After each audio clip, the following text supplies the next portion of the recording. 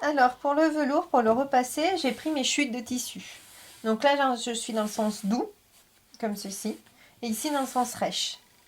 Je prends mon fer et je repasse pour voir ce que ça va donner. Donc si je fais ça avec la vapeur, là, on voit que ça a tout abîmé le tissu. On voit là vraiment la différence. Ici, que ça a vraiment tout écrasé les poils du velours et que ça va pas. Donc on ne peut pas repasser directement sur le velours avec son fer à repasser. Donc si je veux repasser sur l'endroit, je vais prendre un bout de tissu qu'on peut appeler pâte mouille, pâte sèche. Dans plusieurs endroits, c'est appelé de plusieurs façons différentes.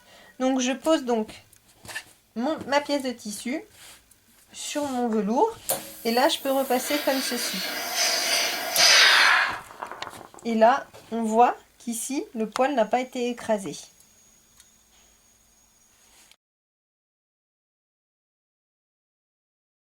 Donc si on a une table à repasser qui est assez molle, ça va, on peut repasser directement comme ceci. Si vous avez une table à repasser qui n'est pas assez molle, là vous allez vous servir de plusieurs épaisseurs de tissu pour avoir un effet un petit peu plus mou, pour éviter que le poil vienne s'écraser complètement. Donc je repasse comme ça, et là je peux enlever complètement mes plis. Et vous voyez, ici, c'est nickel.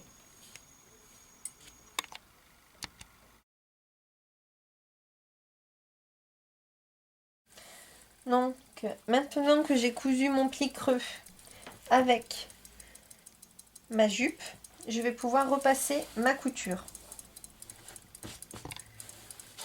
Donc là, je me mets bien comme ceci et je repasse comme ça.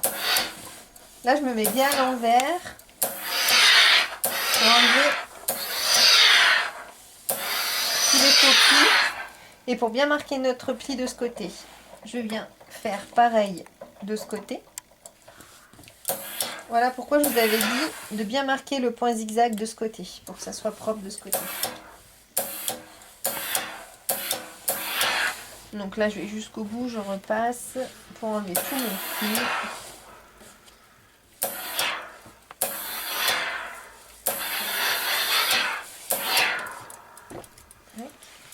Maintenant, on va passer sur l'endroit du tissu.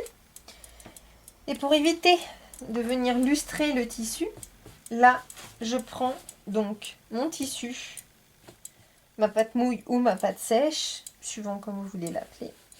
Je le mets dessus et je réécrase ma couture.